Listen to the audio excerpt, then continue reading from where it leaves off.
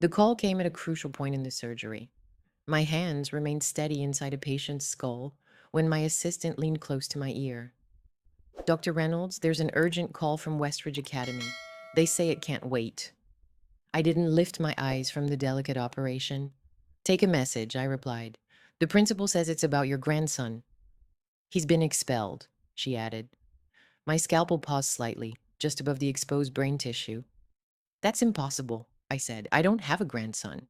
She was very firm. Dr. Reynolds, she insisted. I finished the final cut before responding. Tell them they have the wrong Dr. Reynolds. 10 minutes later, as I was closing up, my assistant came to my side again. They called back, she said. The principal specifically asked for Dr. Eliza Reynolds, chief of neurosurgery at Memorial. She says, your grandson is in her office and you need to come immediately. Something in her tone, a sense of urgency beyond just delivering a message, made me hesitate. Did she provide a name for this supposed grandson? Jaime Parker. She said, you would want to know. Parker. The surname struck me suddenly, almost physically. Memories I had kept hidden for 17 years threatened to break free. Parker had been Rachel's last name. Rachel, the girl my son William had been dating before he died. The girl who vanished afterward, whom I had never been able to find despite years of searching. I handed my instruments to the resident. Close for me? I need to leave now. Half an hour later, I arrived at the visitor parking lot of West Ridge Academy, my heart pounding with an unmanageable rhythm. The brick buildings and well-kept lawns brought back the painful memory of the day I first visited this campus with William, his 14-year-old excitement easing my worries about the cost. The administrative assistant led me directly to the principal's office, her curious looks suggesting I was already the subject of speculation. Principal Catherine Norwood stood up as I entered the room. She was a tall woman with silver hair that looked like it had aged beyond her years, and kind, caring eyes that immediately made me wary. Dr. Reynolds, thank you for coming so quickly. There has been a mistake, I said, standing near the door. I don't have a grandson. My son passed away 17 years ago. Norwood nodded slowly. I understand your confusion, but before we go any further, I'd like you to meet someone. She opened a side door that led into a small meeting room. Jaime, please come in. The boy who appeared in the doorway couldn't have been older than 13. He was slim, with messy dark hair that fell across his forehead in a way so familiar it made my chest hurt. But it was his eyes, William's eyes, my eyes, that made me steady myself by gripping the doorframe. The same bright blue that had been characteristic of 3 generations of Reynolds. For a moment, neither of us spoke. The boy, Jaime, looked at me with a focus that seemed too mature for his age, his eyes passing over my surgical scrubs, still partly visible under my hurriedly put-on blazer, then settling on my face. I finally heard him say, "You look exactly like your picture," his voice bearing a slight youthful crack. I remained frozen, my medical training temporarily forgotten, as my mind struggled to make sense of what I was seeing. The bone structure, the way his shoulders sat, even the small cleft in his chin, every detail showed the unmistakable resemblance. This child bore the Reynolds family genes. I managed to ask, my voice faint, "Who are you?" He straightened up a little and replied, "James William Parker. My mom is Rachel Parker. My dad was William Reynolds." The room seemed to tilt slightly beneath my feet. Principal Norwood gently guided me to a chair, where I sank down, my eyes still fixed on the boy's face. "That's not possible," I said automatically, even though the evidence was clear before me. Features I had first seen in the mirror, then in my son's face, and now in this child. William had passed away before. He would have been 17 when you were born? Almost 18, Jaime corrected. Mom was only 16. The dates matched painfully exactly. William had died 3 weeks after his 18th birthday. If Rachel had been pregnant at the time, if she had disappeared afterward, not out of grief, but out of fear or shame, I asked, "How and where is your mother?" I suddenly felt desperate to find the woman who had vanished from my life, taking with her what seemed to be the only living piece of my son. Shaime's expression darkened. "That's kind of the problem. She's been gone for 3 days. Her boyfriend, Drew, said she took off, but she wouldn't leave without telling me." His usually steady composure faltered slightly. That's why I got expelled. I hit Drew's son when he casually mentioned that mom probably ran off with a guy from work. Principal Norwood gently interrupted. Jaime has been living with his stepbrother despite the ongoing conflict. The situation is clearly unsustainable. When we couldn't get in touch with Miss Parker, Jaime finally opened up about you. Jaime explained that he found your name in mom's box, the one containing dad's belongings. Your address was there, along with some pictures. His voice grew firmer with resolve. I need your help. Mom's in trouble. I can feel it. A flood of emotion surged inside me: shock, disbelief, hope, and a sudden dizziness as 17 years of grief shifted beneath my feet. I looked at the boy, at Jaime, trying to make sense of his existence with the carefully built picture I'd created since William's death. Do you have proof? I asked, my voice more steady than I truly felt. That William was your father? Jaime replied that his birth certificate lists him and that mom kept everything: photos, letters, even his old watch. He reached into his pocket and took out an old, tarnished silver pocket watch, which I recognized immediately. William's grandfather had given it to him on his 16th birthday. May I? I asked, holding out my hand. Jaime paused for a moment before placing the watch into my palm. The familiar weight of it made me feel as if I were transported back in time, remembering William proudly showing it off. William sometimes left it on the kitchen counter.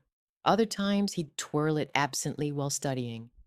I carefully opened the case, knowing what I would see inside. The inscription read, "Time reveals truth." And there was a small photo of William's father, with me in the background.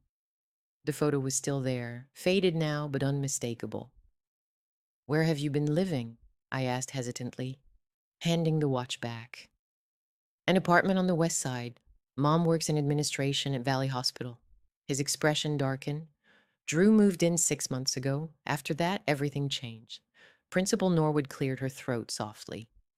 Jaime's living situation has become worrying. Miss Parker's boyfriend has been unreliable as a caretaker during her absence. He's a drunk, Jaime said plainly, and he hates me. I thought about my empty condo with its clean surfaces and quiet rooms, a place for sleeping, not living. Could I bring this boy, this stranger with William's eyes, into that sterile space? Did I have any choice? Have you contacted the police about your mother? I asked. Jaime's face closed off. Drew said he would call, but I doubted he did. He keeps saying she will come back when she's calmed down. The unspoken suggestion was that whatever caused Rachel to leave, it was only temporary, maybe a lover's quarrel, but the fear I saw in Jaime's eyes told a different story. I said, I need to file a missing persons report. My decision was firm. And until we find your mother, you'll come with me. Relief flashed across Jaime's face, quickly hidden behind a teenage mask of indifference. Okay, whatever. Principal Norwood appeared genuinely relieved. I had prepared the paperwork for temporary guardianship. Considering the circumstances and your relationship with Jaime, it seemed the best choice. An hour later, after signing the necessary documents and speaking briefly with the school counselor, Jaime and I made our way to my car in a tense silence. His entire world seemed packed into a worn-out backpack hanging over one shoulder. The simplicity of his belongings struck a chord deep within me, causing an ache I hadn't allowed myself to feel in many years. Is your apartment far away? He asked as I unlocked the car doors. About 20 minutes from the hospital, I explained. Your mom has your address from the papers. The words lingered between us. Why hadn't Rachel used that information? Why had she kept me apart from my grandson for 13 years? As we drove, I couldn't help but steal glances at Jaime's profile, noticing features that reminded me of William's, trying to see Rachel's face in him as well.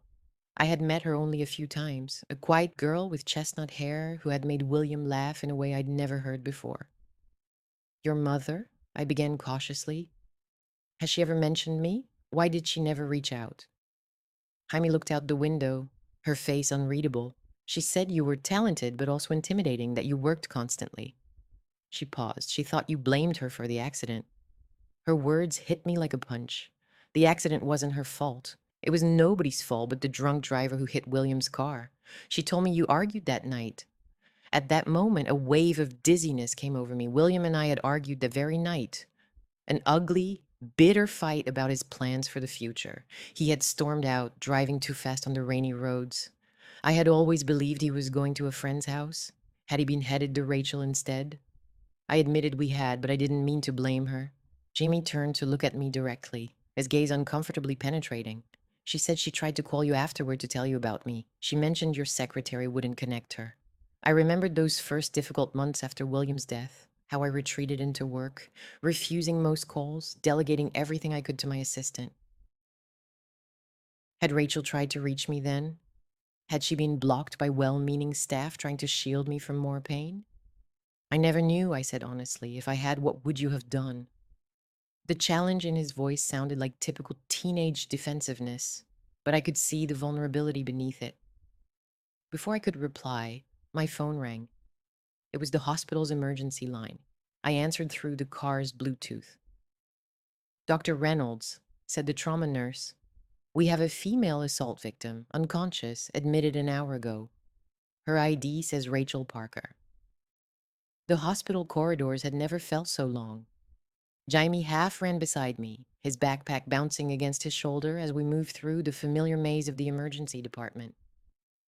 I had walked these halls countless times as a surgeon, always protected by a sense of professional distance. Now each step carried a weight of personal concern. Is she going to die?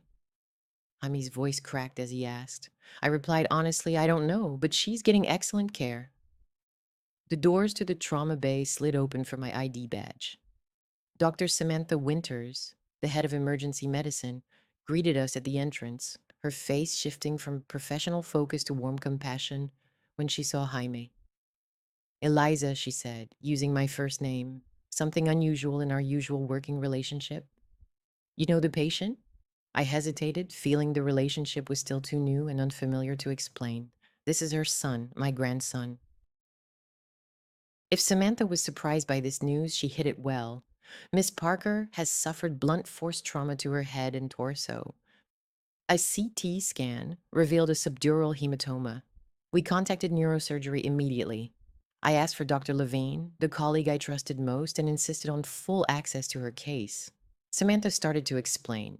You know the protocols about treating family, but I cut her off. I'm not treating her, I'm observing, I said firmly, leaving no room for debate. She nodded briefly. Rachel Parker was being prepared for surgery in Trauma 3. We had just 2 minutes before we needed to move. Jaime, who had gone very still beside me, looked frightened with his face pale. Can I see her? He asked. The professional part of me hesitated, wanting to spare him the sight of his mother, broken and unconscious. But the part of me that was also a grandmother realized he needed the truth more than reassurance. After a moment, I nodded. Rachel Parker was lying surrounded by medical equipment, her face hardly visible beneath bruises and an oxygen mask. At 33, she still looked like the teenager I remembered. Her heart-shaped face now matured into a woman's features. Her chestnut hair was stained with blood, except where it had been shaved away in preparation for the upcoming surgery. Jaime moved calmly to her bedside, softly reaching out to her hand, with a tenderness that was almost heartbreaking. Mom, he whispered, I found her, William's mom. I told you she'd help us. I stood there, rooted to the spot, watching this young boy speak to his unconscious mother with such unwavering certainty. It was a faith I hadn't yet earned. Who did this to her? I asked, my voice growing firmer. Daru, Jaime answered without hesitation. It had to be him. They were fighting over money, about me. His jaw clenched in a way that reminded me so much of William that my chest tightened. He added, if she'd gotten rid of me years ago, they wouldn't be so broke now. An icy, precise anger welled up inside me, clear and sharp. This man had hurt a woman connected to my son and had threatened a child of my blood. The instinct to protect suddenly surged within me, primal and absolute. Time to go, a nurse announced as she disconnected the monitors in preparation for transport. As they moved Rachel toward surgery, I placed my hand on Jaime's shoulder. She is in good hands. Dr. Levine is the best neurosurgeon at Memorial besides me. Will she remember me? He asked, the question breaking through his careful composure. If she wakes up, when she wakes up, I corrected firmly. We will be right here. The hours of Rachel's surgery seemed to drag on endlessly. I booked a private waiting room usually kept for hospital donors, ordered food that Jaime barely touched, and made calls to the police to report the assault, to my assistant to clear my schedule for the next week, and to security to make sure Drew couldn't get access to Rachel if he showed up. Jaime kept switching between pacing and sitting very still, his body nearly vibrating with barely held back emotion.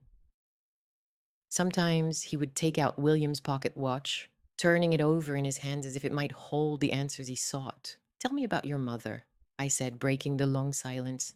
He looked up briefly, a mix of guardedness and the urge to speak. She works all the time. Sometimes she has two jobs. She's really smart, but she never finished college. A hint of pride flashed across his face. She remembers every patient's name at the clinic, even the difficult ones, and she faced expulsion from school. His expression shut down again. It was foolish. Derek, Drew's son, said his mom was probably seeing her boss, that she was looking for a way out of being stuck with me.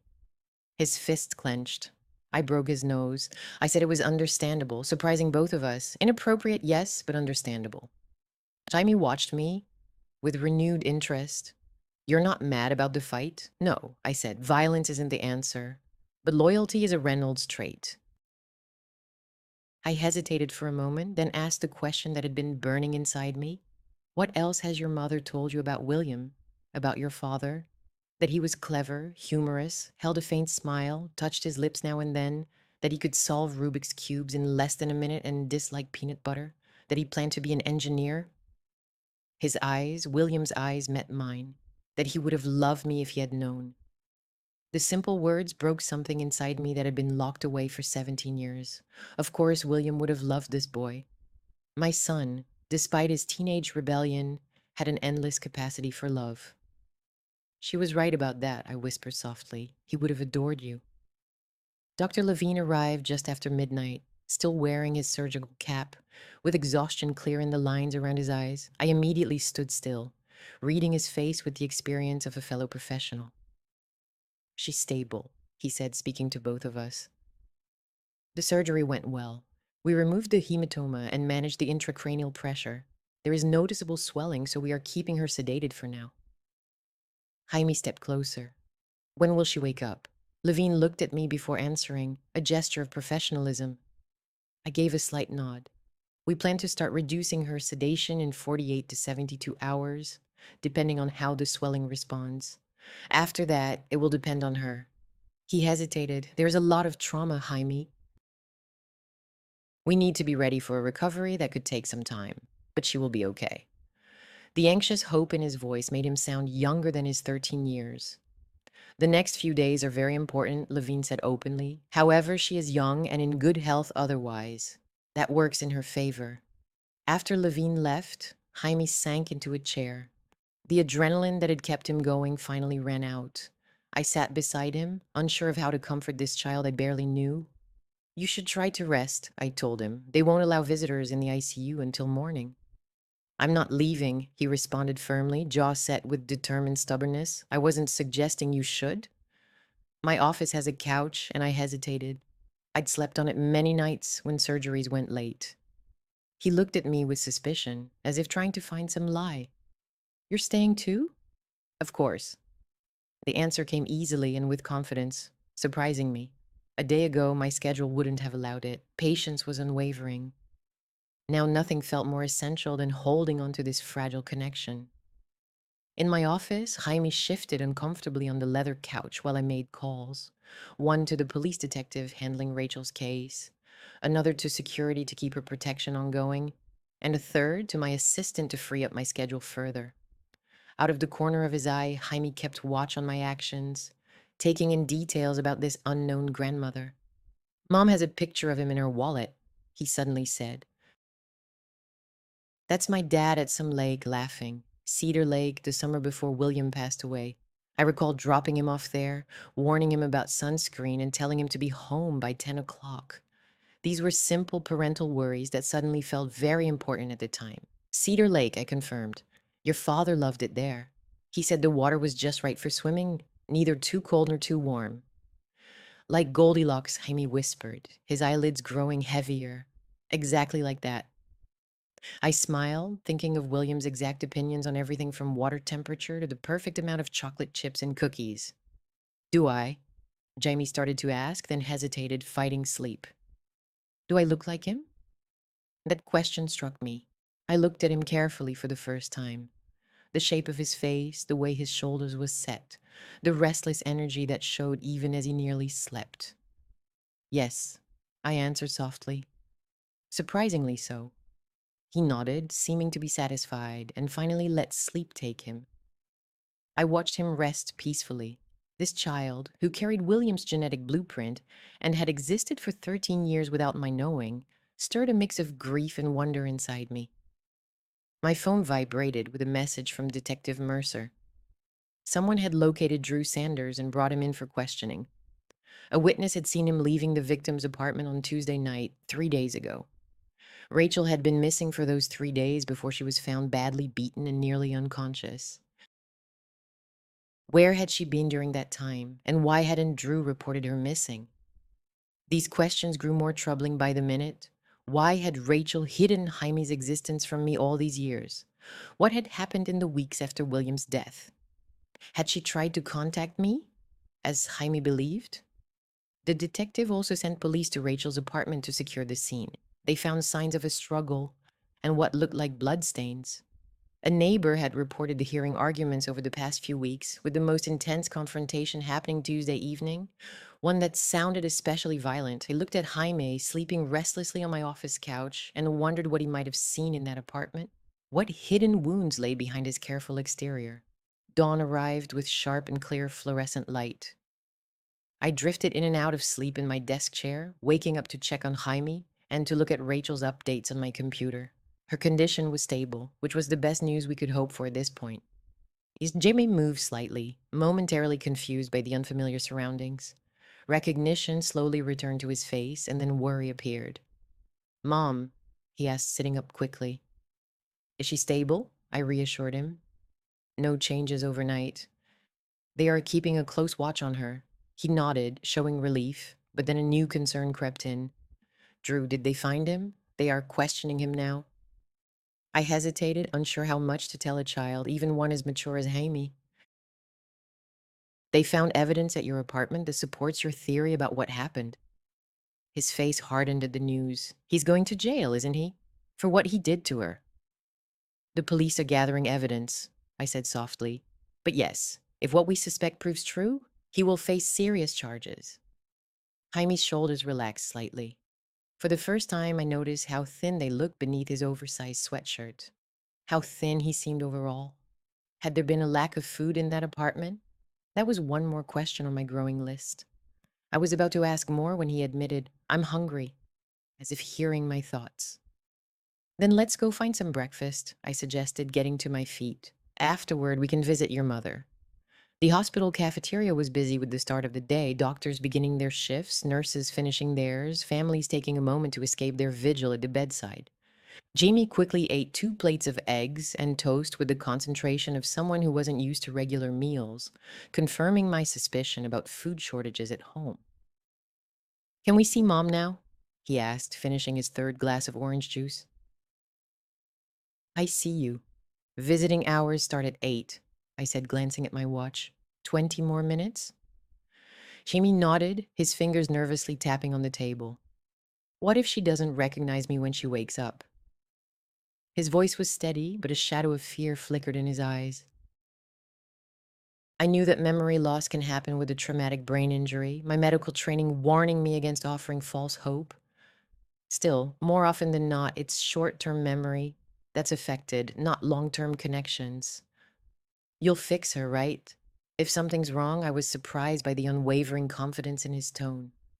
Mom says, you're the best brain surgeon in the country. She had said that after all these years, after everything that kept us apart, Rachel had spoken of me with respect to her son, to William's son. I reminded him, Dr. Levine is handling your mother's case. I can't treat family members, but you will make sure she receives the best care. It wasn't a question. I knew that trait well. William's firm belief that once I made a commitment, success was certain always stuck with me. How many times had I seen that same confident expression on my son's face? How often had I failed to realize it stemmed from pure faith rather than arrogance? Yes, I promised, without a doubt. In the ICU, Rachel rested, surrounded by machines tracking her vital signs. The bright fluorescent lights highlighted her pale skin and the bruises on her jaw, which were now dark purple. Her head was partly bandaged, her dark hair spilling across the white pillowcase where it hadn't been shaved. Jaime hesitated as he stepped closer, reaching out for her hand. "Hey, Mom," he whispered gently. "It's me." He looked back at me uncertainly. "Dr. Reynolds," I said automatically, then corrected myself. "Eliza, your grandmother." He nodded and turned back to Rachel. "They caught Drew. He's going to go to jail for what he did to you." His voice carried a firm conviction, leaving no room for doubt. "And I am staying with Dad's mother until you start feeling better. She has a fancy office at the hospital and everything." I stayed a little apart, giving him some space, while carefully checking Rachel's vital signs. The numbers looked steady, which was a good sign. The pressure monitor showed improvement overnight, and the swelling was already beginning to go down.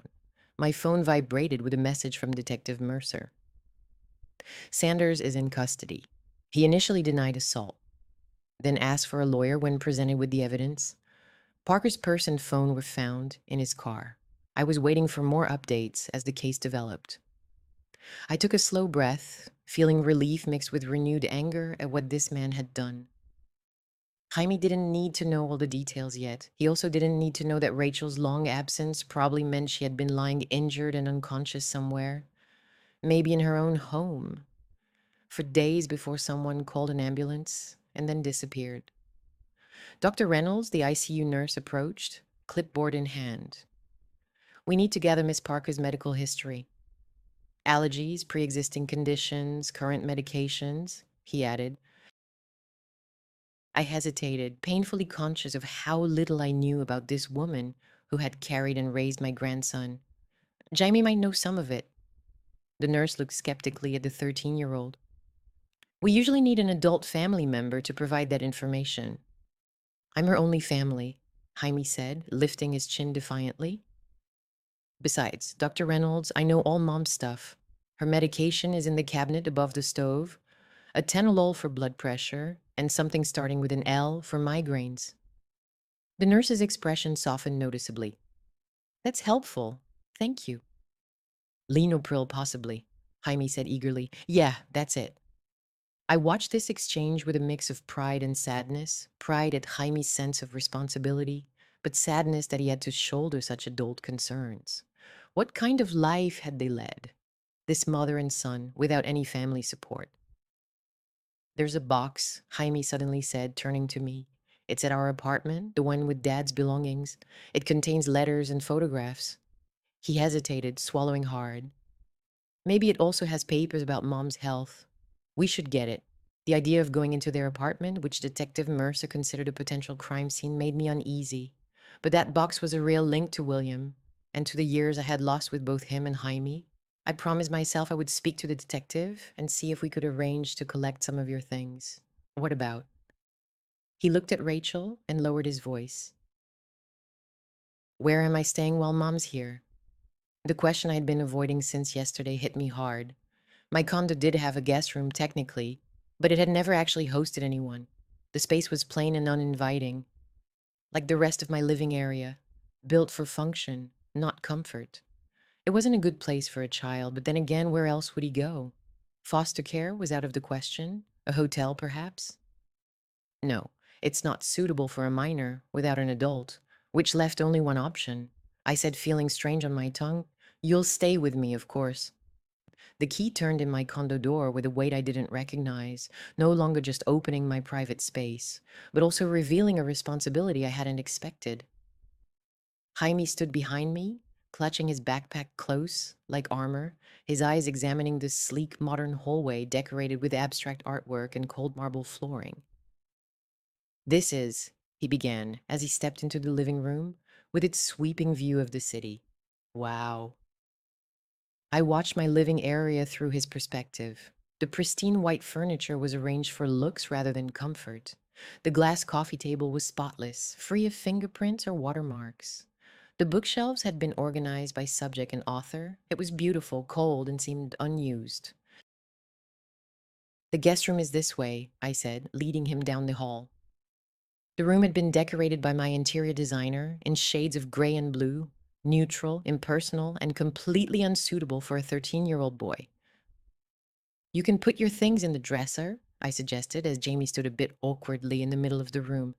"We'll pick up your clothes and other essentials from your apartment once Detective Mercer gives us the all clear." "It's nice," he said politely, though his face showed he wasn't entirely convinced. Carefully, he set his backpack down on the bed, as if worried about disturbing the neat arrangement of pillows. "I'll make lunch," I announced, heading to the kitchen.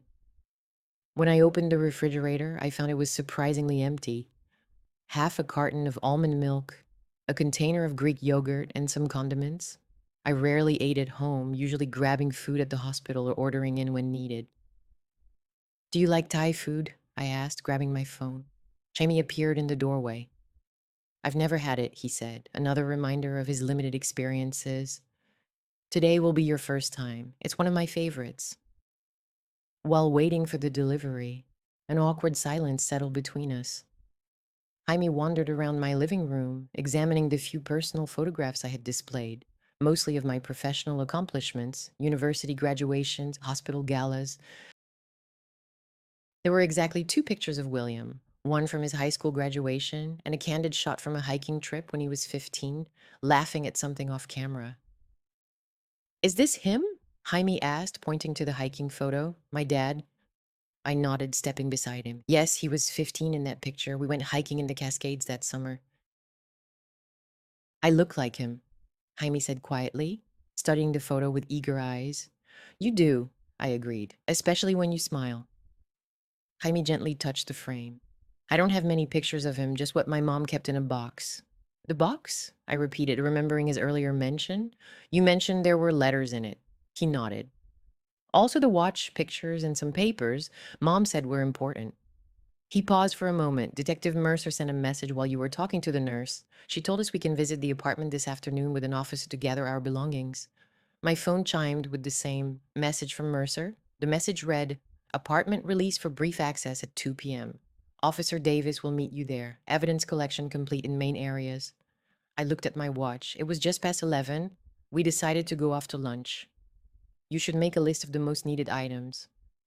The Thai food arrived, and I watched quietly as Jaime carefully tried each dish, his eyes widening at the burst of unfamiliar flavors. He said, "This is amazing," as he scooped more pad Thai onto his plate. I mentioned, "Your father loved Thai food," a memory surfacing unexpectedly. He could eat his weight in green curry. "Really?" Jaime looked up with eagerness. "What else did he enjoy?"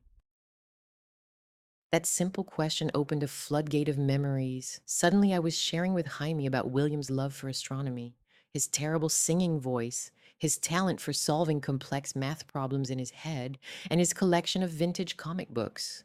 Each time I revealed something, Jaime listened closely, as if he were mentally saving every detail about the father he had never known. At exactly 2 p.m., we met Officer Davis outside Rachel's apartment building, a rundown complex in a neighborhood I rarely visited. The officer, a young woman with kind eyes and a no nonsense attitude, unlocked the door with evidence keys. She said, 30 minutes, just the essentials. The bedroom remained sealed. The apartment told a story more powerful than words could express. The worn furniture was carefully cared for. The walls displayed Jaime's school awards and artwork. The kitchen was simple but spotless. Despite limited financial resources, Rachel had managed to create a home, something I had not been able to do in my costly condo. Jaime moved quickly, gathering clothes and school books, his face showing a mix of determination and sadness as he came across signs of the violence that had taken place here. In the living room, a lamp was broken into pieces. In the kitchen, a chair was turned upside down. Suddenly, he said, heading toward a small closet near the entrance. He pulled out a battered metal box, the kind used for storing documents, and held it carefully as if it were something valuable. "This is it, all Dad's belongings." Officer Davis checked the box briefly to make sure it contained no evidence, then nodded. You can take it. In the car, Jaime held the box on his lap, his knuckles white. Mom would sometimes look at this when she thought I was asleep. She'd cry. He looked at me and asked, "Did you look for her?" After Dad's death, that question hit me hard. Yes, I said, but not right away. I felt completely lost after William's passing. By the time I began my search, she had already disappeared. The familiar sense of guilt returned. I hired private investigators and reached out to her school and friends, but no one knew her whereabouts. Her parents had sent her away, Jaime told her aunts in Oregon. They were very religious and believed she had brought shame to the family. His face tightened. They are gone now. Good riddance. His strong tone surprised me. What kind of grandparents would turn their back on their own daughter, an unborn grandchild? The same kind who never tried to contact me or consider that William's mother might want to know about her grandson. Jaime, I said softly, as we pulled into my building's garage, I want you to understand that if I had known about you, I would have moved heaven and earth to be part of your life. He looked at me for a long moment, as if weighing my words with those eyes so much like William's. I believe you, he finally said. Can we open the box now? We sat at my dining room table, a smooth glass surface that had never hosted a family meal. The metal box between us felt like a relic from a different time. Jaime's hands hovered over the lid, suddenly unsure. Mom never let me look through everything, he admitted. She said some things were just for her. We don't have to open it, I suggested, though my curiosity was hard to hide. No, I want to. He took a deep breath and lifted the lid. Inside, the contents were carefully arranged. Photographs were protected in plastic sleeves. Letters were bundled with a faded ribbon. There was a small velvet pouch and various keepsakes, movie ticket stubs, a pressed flower, a Westridge Academy patch from William's uniform. At the very top was a sealed envelope labeled "For Jaime when he's ready," written in flowing handwriting. Jaime stared at it, completely captivated.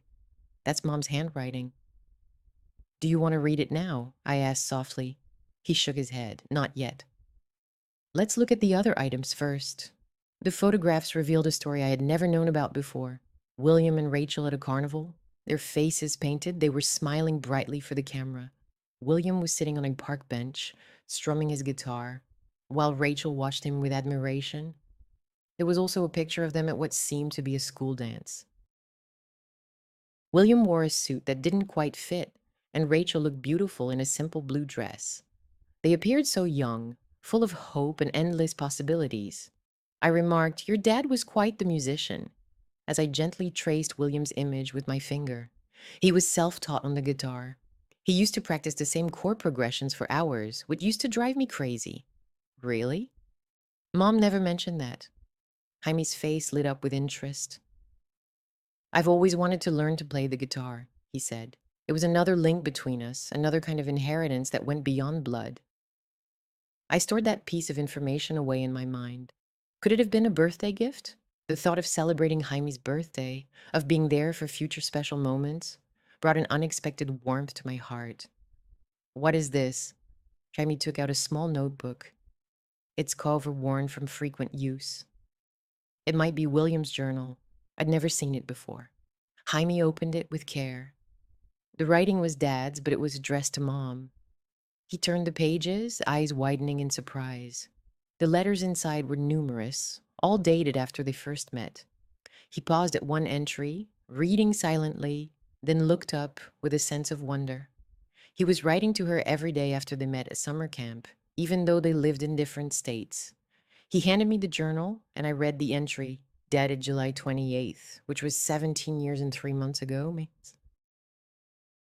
Rachel, I know we just said goodbye yesterday, but I already have so much more to tell you. Dad thinks I'm crazy for being so worked up over the girl I just met, but he doesn't understand. You're different from anyone I've ever known. 2 weeks at camp wasn't enough. Mom's acting strangely about it, too. She keeps reminding me about college applications and how summer romances rarely last. But I don't care. They don't understand. They don't see us. There are 78 days left until Thanksgiving break, when I will be able to drive and visit you again. But it feels like forever. The casual way teenagers dismiss my worries, which used to irritate me, now feels painfully meaningful. I hadn't truly understood before. I had considered Rachel a distraction during William's important senior year, not as the meaningful connection she was clearly becoming. Jaime had moved on to exchanging letters, untying the ribbon that kept them tied. Mom responded to him with a simple note. Look, Rachel's handwriting was neat and precise. Her letters full of teenage dreams, daily details, and heartfelt declarations of love. As I read them, I gradually began to understand what William had found in this girl: intelligence, kindness, and a gentle sense of humor that must have balanced his seriousness. The timeline was pieced together through the letters and conversations. They first met at summer camp in June and kept their connection alive over long distances with calls and exchanges of letters. William visited her in her hometown on Thanksgiving, and there were plans for her to visit us at Christmas. The last letter from William, with a date, was written 3 days before he died. There was something more, Jaime said, reaching into the velvet pouch. He poured out its contents and revealed a delicate silver ring with a small sapphire stone resting in his palm. I've never seen that before, I remarked. There's a note, Jaime said, unfolding a tiny piece of paper tucked inside the pouch for Rachel. It read, "A promise for our future, love, Will." The meaning hit me with sudden clarity. William had bought the ring, not an engagement ring since they were too young for that, but a promise ring, symbolizing their intention to keep their relationship going beyond college. He was going to give it to her at Christmas, Jaime added, fitting the pieces of the story together. But then the accident happened.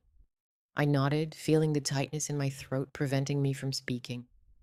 All these years I had believed William's relationship with Rachel was just a teenage crush, but the evidence before us told a different story. One of young love, certainly, but with a sincerity and seriousness I had not realized before. Jamie carefully placed the ring back into its pouch. There's one more thing. He reached into the bottom of the box and pulled out a seal envelope, addressed simply, Mom. My hands trembled as I took it. The envelope looked old, the seal yellowed with age. Inside was a single sheet of paper, folded neatly, dated exactly 1 week after William's funeral. Dr. Reynolds, you don't know me, but I loved your son. My name is Rachel Parker. Will and I met last summer. I'm writing to share something very important. I'm pregnant with William's child, and I'm 4 months along now. I've tried calling several times, but I couldn't get past your secretary. I understand you are grieving. I am too. I don't expect anything from you. My parents have made it clear that I am on my own. They are sending me to live with my aunt in Oregon until the baby is born. After that, I don't know what will happen. Will talked about you all the time. He said you were the smartest and strongest person he knew. He was so proud to be your son. Even when you argued, I thought you should know about your grandchild. If you want to be part of our lives, my aunt's address is below. If not, I understand. I'm sorry for your loss. I miss him every day, Rachel. The letter blurred through my tears. She had tried to tell me. She had reached out, and I had been unreachable, hiding in my grief, leaving all communication to others, instructed to protect me from more pain. She sent it, I whispered, but I never received it. She tried, Jaime confirmed, his voice small. She always said she tried. We sat quietly, feeling the heavy weight of 17 years filled with misunderstandings between us. The letter, which proved that Rachel had tried to reach me and wanted me involved in Jaime's life from the start, felt both like forgiveness and blame. She hadn't intentionally kept him from me, but I had been unreachable in my grief. My professional defenses were so strong that I couldn't respond to this important message. Finally, Jaime said she never told me she actually sent a letter, only that she had tried calling. My assistant at that time, Sandra, was very protective after William's death. Yeah, I remembered how fiercely she guarded my space, screened calls, redirected well wishes, and managed my schedule so I could get through my grief. She probably believed she was protecting me from more pain. Jaime traced the edge of the letter with his finger. If you had received it, would you have contacted Mom? Without a pause, I answered, yes. With complete certainty. I would have caught the first flight to Oregon. He examined me carefully, trying to judge whether I was telling the truth. Why? Because you didn't even know her.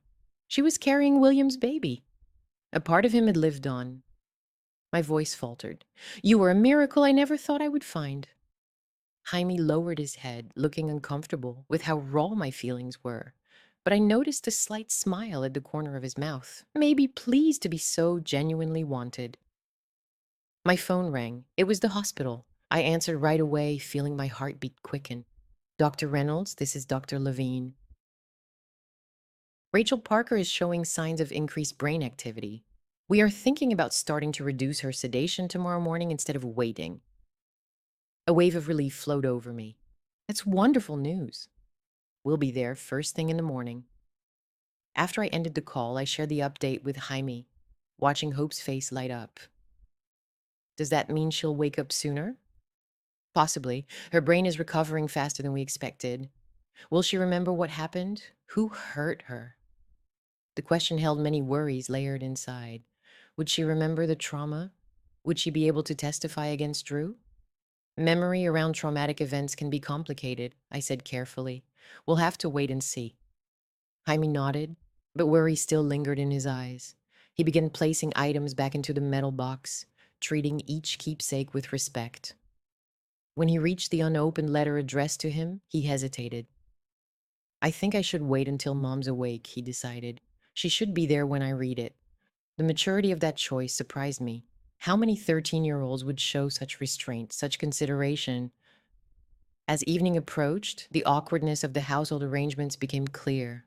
I had no routine for hosting house guests, let alone teenage boys. Did he still have homework despite being expelled? What did he usually eat for dinner? What time was an appropriate bedtime? Are you hungry again? I asked, recalling how much he ate at lunch. Kind of, he admitted. I usually prepare dinner for Mom and me. She often works late into the night. Another look into their everyday life shows Jaime taking on adult responsibilities much too early. What do you usually prepare? I asked. Pasta, sandwiches, sometimes eggs, he replied with a shrug. Easy dishes. I admitted I wasn't much of a cook, but I could handle pasta. I looked through my pantry, which was mostly filled with protein bars and coffee. Really minimal ingredients. Actually, we'll need to go shopping first. Visiting the grocery store was a new experience for me. I usually ordered the essentials for delivery or relied on help from the hospital. Jaime moved through the aisles with practiced efficiency, choosing items carefully, paying attention to the prices. When I told him not to worry about the cost, he looked genuinely puzzled, as if shopping without financial limits was something he had never known. Pick whatever you like, I encouraged him. Foods you enjoy, I said. He paused by the cereal shelves. Can I get the one with chocolate? Mom says it's too expensive. Of course, that simple request made my throat tighten. What kind of life had they led? Where even chocolate cereal was seen as a treat they couldn't afford. At the checkout, Jaime's eyes widened at the total, but he didn't say anything. Later, as we put away groceries in my seldom used kitchen, he asked hesitantly, Is your condo really expensive? I responded honestly, Yes, I've been fortunate in my career. He looked curious and asked, Yes, not. You live here alone. His question was straightforward, like something from adolescence. I nodded, I do. Why? He paused, then asked softly, You never remarried after William's father died. Hasn't it been lonely? That question hit me unexpectedly. Had I felt lonely, or had I intentionally built a life where loneliness couldn't reach? One filled with work and achievements that replaced what a family might have given. I admitted, I think I chose not to notice if I was lonely, which is different from not feeling lonely at all. Jamie's listened carefully, his face thoughtful as he arranged cereal boxes in my cabinet. Then he said quietly, Mom gets lonely. That's why she allowed Drew to move in, even though he had been unpleasant from the start. The understanding of Rachel's vulnerability was shared with such straightforward honesty that it deepened my growing awareness of the woman who had cared for my grandson. After a surprisingly pleasant dinner of spaghetti and garlic bread, I watched Jaime set up his school laptop at the dining table. I need to finish this essay, he explained. Ms. Matthews said I can email assignments, he added hesitantly. A hint of uncertainty clouded his face. Until when? I asked. I, until Rachel recovers, until normal life resumes. The future appeared uncertain and unclear, full of unanswered questions. You're welcome to stay here as long as you need, I told him, addressing the unspoken concern, and I'll speak with Principal Norwood about your school situation. He nodded, some of the tension easing from his shoulders. Thanks for everything, he said softly. He paused for a moment. Should I call you Dr. Reynolds? The question caught me off guard. What was I to him?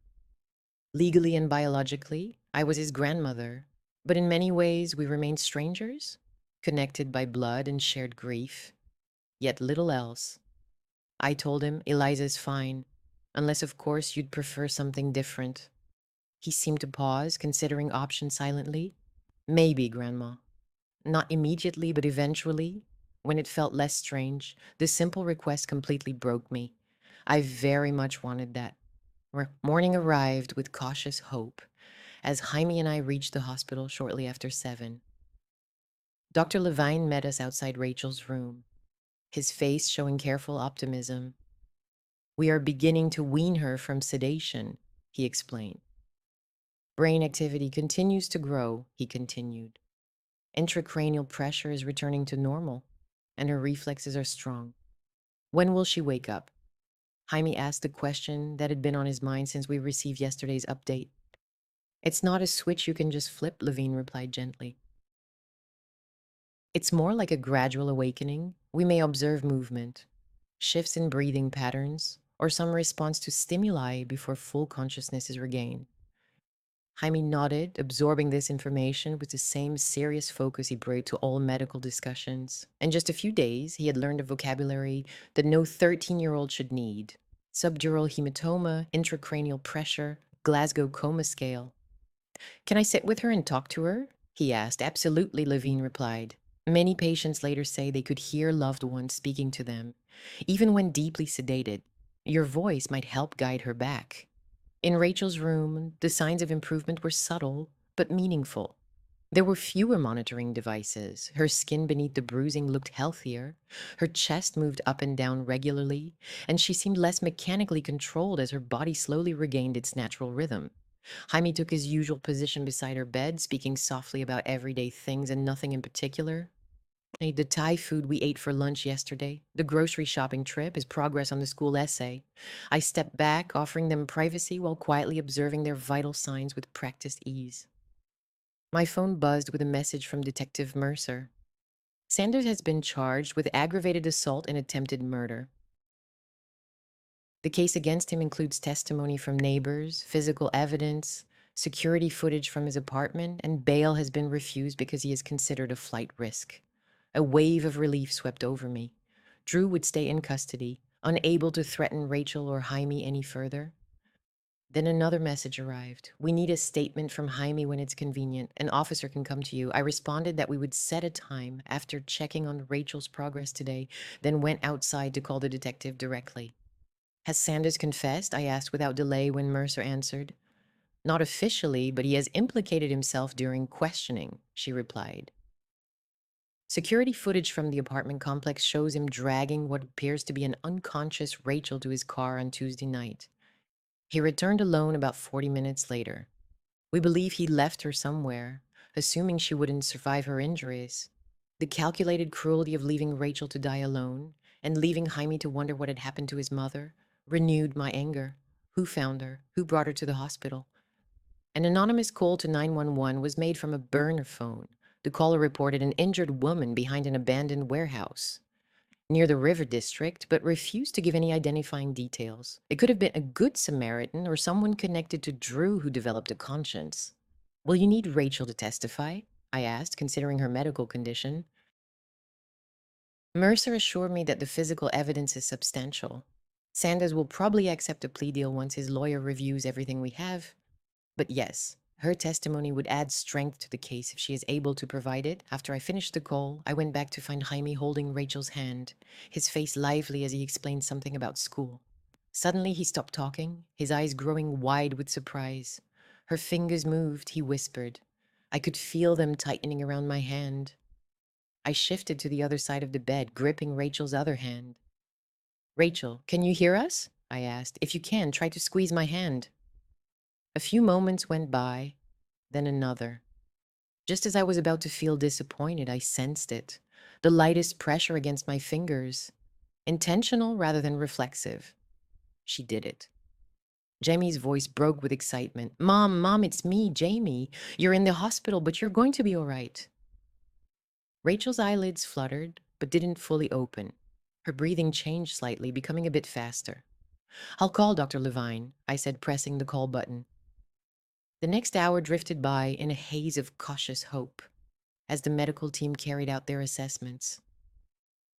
Rachel showed more signs of awareness, with eye movements beneath her closed lids and deliberate responses to oral commands. Her vital signs also changed when Jaime spoke to her. This is very hopeful, Levine told us afterward. If things continue as they are, she might wake up within the next 1 to 2 days. However, he warned us to remember that full recovery from a serious brain injury takes time and patience. There will probably be physical, mental, and emotional hurdles ahead. Jamie listened to this with impressive maturity. But she's still her mother's child, right? She'll recognize me. From how she responded to your voice, I believe she will. Yes. That afternoon, as Rachel slowly moved toward waking, Jaime and I took a moment in the hospital cafeteria. The officer who took Jaime's statement had just finished, and I noticed how drained he'd looked, shoulders slumped. You did a good job, I told him, offering him a piece of chocolate cake. Detective Mercer mentioned that your statement was very clear and helpful.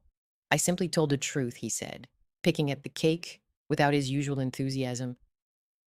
About Drew, the fights, about that night? He looked up suddenly. Will Mom be frightened when she wakes up? Will she remember what he did to her? The question exposed his deepest fear, that Rachel might wake up still trapped in the terror of her assault. I responded carefully. It's possible she won't remember the event itself. Sometimes the brain shields itself from traumatic memories, but she will almost certainly remember me and you. Those memories are more deeply rooted and established. I paused briefly, then added, Jamie, no matter what challenges arise during your mother's recovery, we will face them together. I'm not going anywhere. For the first time since we had met, he reached out and took my hand across the table. A deliberate connection, a chosen trust. When Mom spoke about you, he said softly that she always believed you were brilliant, but a bit daunting, and she might have thought you wouldn't have time for someone like her or for us. He looked down at our hands held together, but she was mistaken, wasn't she? Yes, I replied, my voice thick with emotion. She was very wrong about that. Rachel opened her eyes on a Thursday afternoon, and as she gradually became aware, the moment felt both ordinary and deeply meaningful, almost as if time itself had paused. Jaime had been reading aloud from a science textbook, talking about the life cycle of stars, when her finger suddenly gripped his hand. Jamie, she whispered, her voice hoarse from disuse. I was at the nurse's station reviewing her latest scans when I heard him shout. By the time I got to the room, Jaime was leaning over the bed rail, tears running down his face, as Rachel weakly reached out a hand to touch his cheek. You're awake, he kept saying. Mom, you're really awake. Her eyes, still unfocused, shifted from Daime's face to mine as I entered. Confusion, recognition, and a hint of wonder crossed her features. Dr. Reynolds, her voice was faint and barely audible. You're here. Yes, I replied, moving to the opposite side of the bed. I'm here. Rachel looked back and forth between us, trying to piece together a reality that likely seemed impossible before her injury. I gently explained how Jaime had found me. He's been staying with me while you've been in the hospital. Her eyes widened and filled with tears. I tried to tell you, she whispered, about Jaime years ago. I tried. I understand, I said softly, taking her hand. I found your letter. I'm truly sorry I wasn't there for either of you. Dr. Levine arrived with a team, and we stepped back to let them evaluate Rachel's condition. Their assessment confirmed what her awakening had hinted at, a surprisingly positive outlook, though she will need considerable rehabilitation. Her speech was slightly slurred. Her mobility on the right side was somewhat limited, but her memory and thinking skills seemed mostly fine. Do you remember what happened to you, Miss Parker? Dr. Levine asked softly. Fear flashed across her face. True, she whispered. We argued about Jaime, about money. Her eyes looked for her son. He said terrible things. I told him to leave. Then she frowned, trying hard to remember. Then everything went blank. That's normal, Levine reassured her. Forgetting parts of traumatic events is common. When the medical team left, I offered to go as well so her and her son could have privacy for their reunion. But Rachel's hand reached for mine. Stay, she said. Please. For the next hour, Rachel listened as Jaime explained how he found me, how he learned the truth about the past, and how Drew had been taken into custody. She floated in and out of awareness, tiredness clear in her face, but her eyes kept focused on her son, on our grandson, as if worried he might disappear. When Jaime went out to find a snack, Rachel turned to me. I always imagined this moment, she admitted, her voice growing stronger. Meeting you again. I practiced explaining myself, saying sorry. But I realized no apology was necessary, she said firmly. You were only 16, alone, and in an impossible situation. I should have tried harder to reach you, and I should have been easier to find. I hesitated, then added, He's extraordinary, Rachel. You've done a wonderful job raising him. A faint smile touched her lips. He's very much like William, not just in looks, but in the way his mind works. That focus and intensity when he's determined about something. Yes, I agreed. I see it too. Suddenly she asked, Will this feel strange? Her straightforward question reminded me of Jaime's directness. The three of us after everything. Without a doubt, I said, which made her laugh with surprise. But we will manage.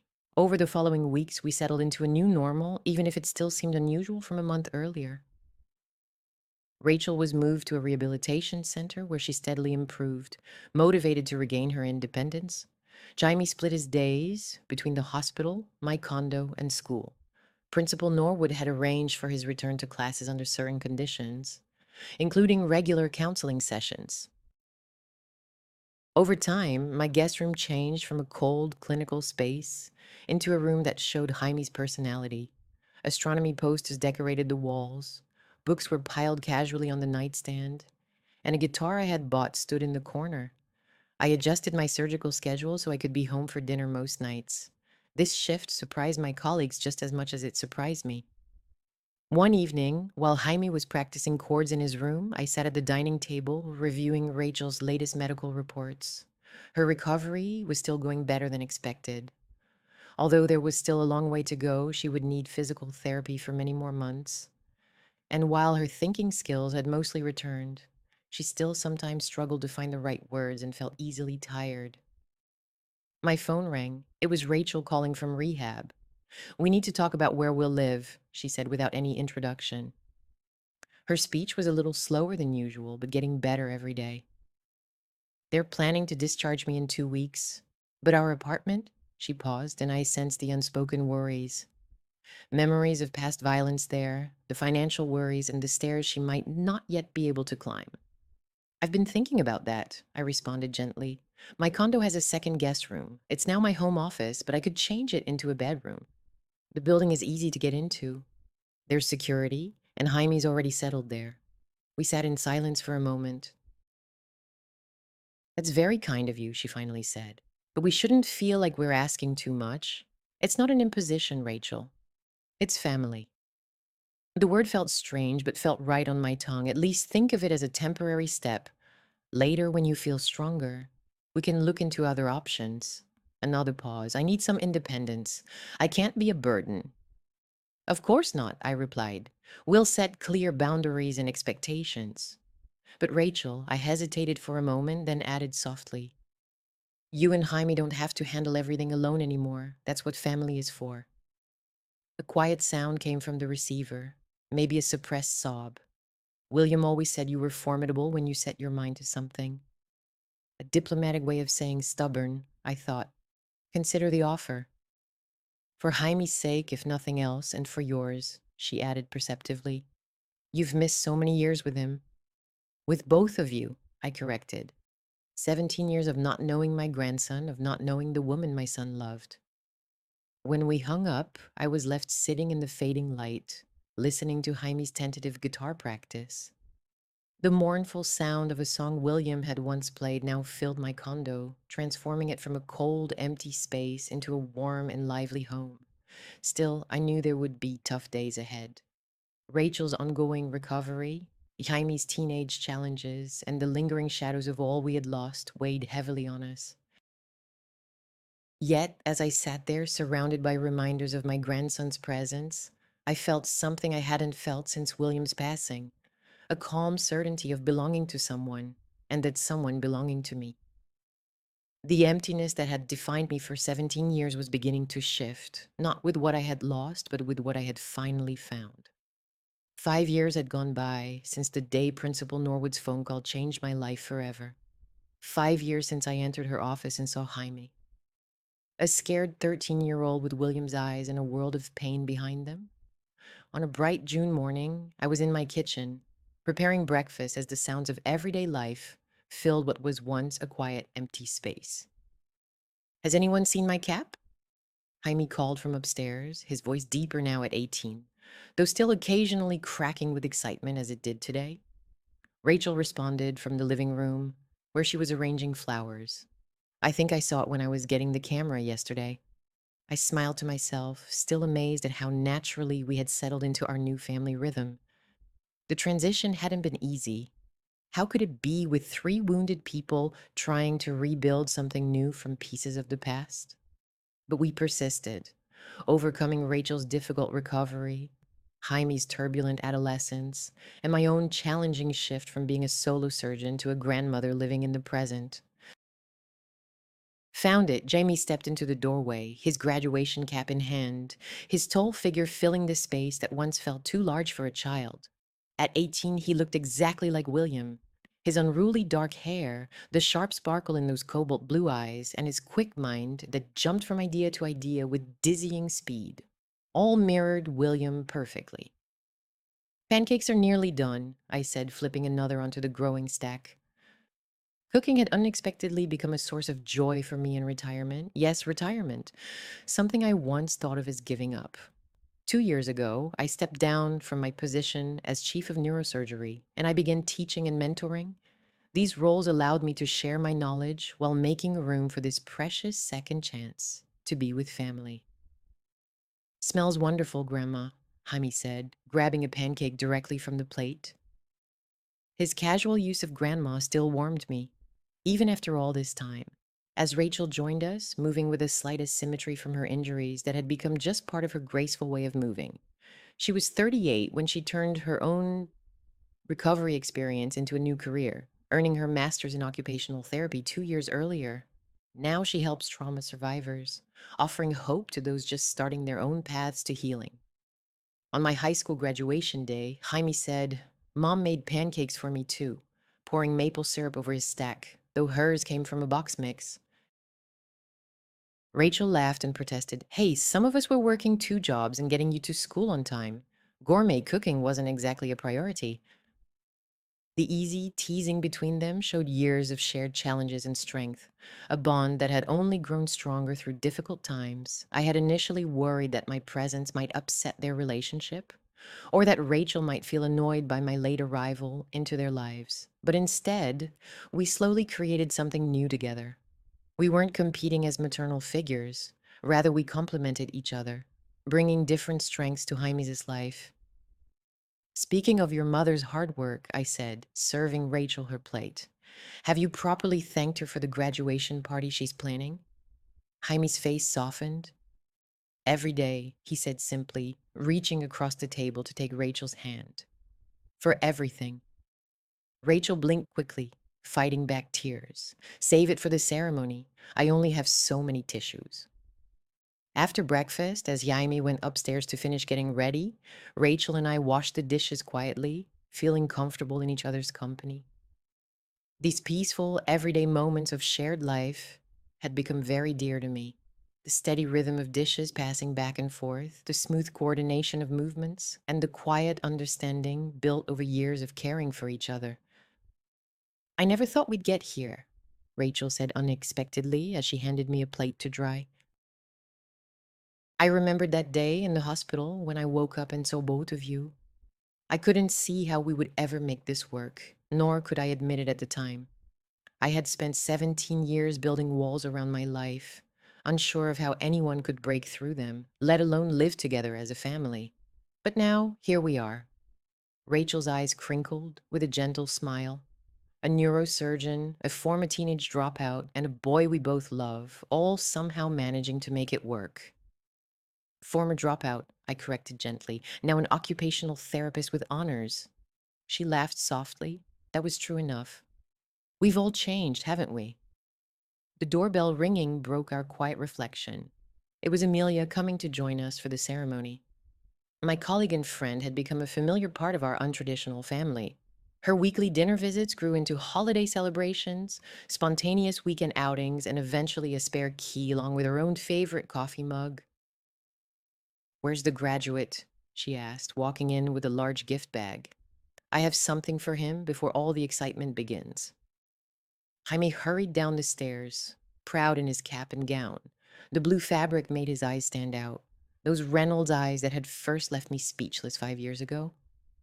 "Dr. Cohen," he exclaimed, giving her a warm hug. Over the years, Jaime had spent many hours in Amelia's pediatric neurosurgery department, initially coming to see me but gradually developing his own interest in medicine. Her guidance had been incredibly helpful as he went through the college application process, and it ultimately earned him a full scholarship to my alma mater. "This is from all of us at the hospital," Amelia said, handing over the gift bag. "A small token to help you start your medical journey." Inside was an old-fashioned doctor's bag, beautifully restored, holding a high-quality stethoscope, medical reference books, and a leather-bound journal embossed with his initials.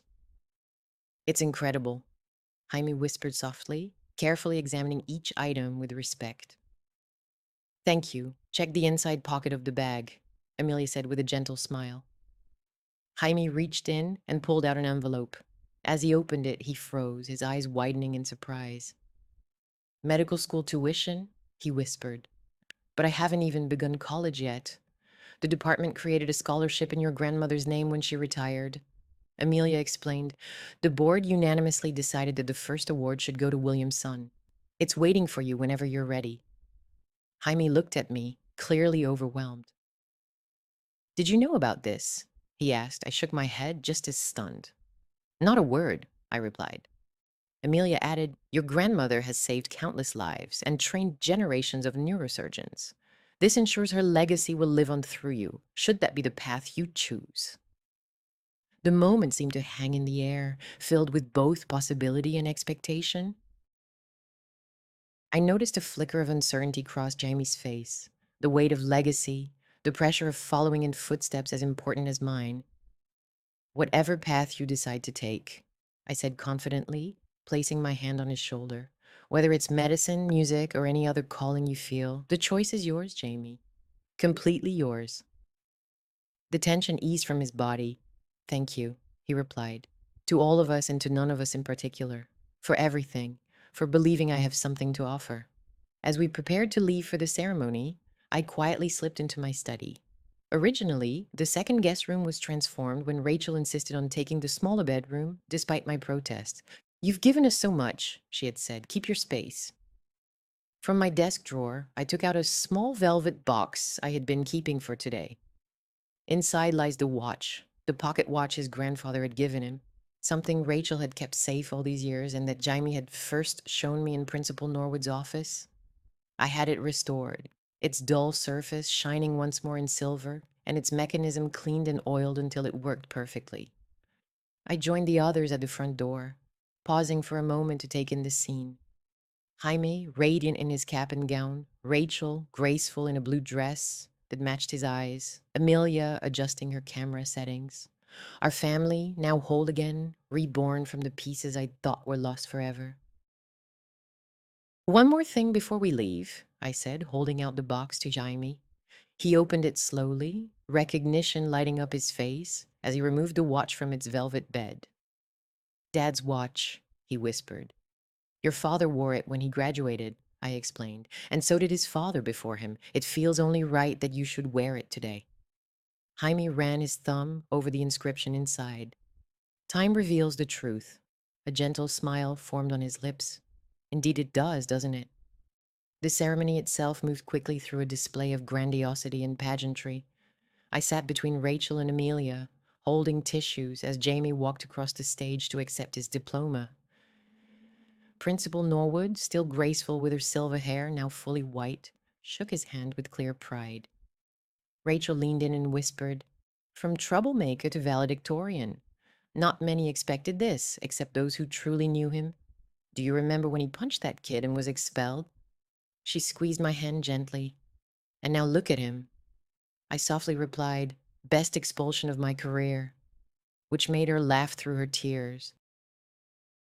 After the ceremony, as chaos of photographs and congratulations filled the air, Jaime took a moment to introduce us to his teachers, friends, and most importantly, Sophie, the girlfriend he had mentioned more and more frequently. The shy girl with a bright intellect and a gentle smile seemed to be a perfect counterbalance to Jaime's intensity, reminding me strongly of Rachel at 16, when she first met William. Later, as the graduation celebration at our condo was coming to an end, I found a peaceful moment alone on the balcony. The city stretched out below, its lights beginning to shimmer as the evening darkened. I thought about all the nights I had stood here alone, looking at the same view with a detached, almost clinical view, never imagining that one day it would be the setting for family celebrations. "Penny, what are your thoughts?" Rachel joined me, offering me a glass of wine. I simply marveled at how life can surprise you so completely. "Even at my age," she said with a smile, leaning against the railing, "Jaime has also been accepted into the university's music program. You know, he hasn't made up his mind yet, whether to choose medicine or music." "William faced the same dilemma," I replied, "though I didn't handle it very well at the time." "You were trying to protect him from hardship," Rachel observed. "I understand that better now, having become a parent myself." "Still, hardship found him anyway," I said softly. "And us," she added. But over time, joy also arrived. We stood in comfortable silence, watching the stars appear. Inside, we could hear Jaime playing the guitar, a talent he had discovered and nurtured over these 5 years. It was another reminder of William that brought both sweet and sad feelings. "Do you ever wonder," Rachel asked hesitantly, "what might have happened if we had connected with each other back then? If your assistant had forwarded my calls or if my letter had reached you?" That question had haunted me for years, a path not taken that could have spared us so much pain. I often thought about it, but then I remembered something my mother used to say: life unfolds exactly as it must, not always in the way we hope. Rachel thought about this. There is wisdom in that. "We found each other eventually," I said. "Perhaps it was only when we were truly ready to see each other. Mom, Grandma." Jamie appeared in the doorway, guitar in hand. "We've been working on something I want you both to hear," he said softly. We followed him inside, where the others, Amelia, Principal Norwood, and a few close friends, had gathered in the living room. Jaime settled on the edge of the coffee table, carefully adjusting his guitar strings with familiar fingers. He looked up and smiled, saying, "This is called the call that changed everything. It's about how families can be lost and found, broken and mended, and how sometimes the most important connections in our lives start with a simple phone call." As the first notes begin to fill the room, rich, beautiful, sometimes dissonant, but ultimately in tune, I felt William's presence more clearly than I had in 20 years, not as an unearthly presence lingering on the edges of my life, but as a vital part of the fabric we had woven together, grandmother, mother, and son. Jimmy's music reached its peak, his fingers moving effortlessly across the strings, combining natural talent with years of dedication. Rachel's hand found mine, giving a gentle squeeze as tears quietly slipped down both our faces. In that moment, surrounded by the family I never thought I would have, I realized what had escaped me for so long. True legacy isn't measured by awards or breakthroughs in surgery, but by the love that endures after the greatest losses and the bravery to respond to unexpected calls that change everything.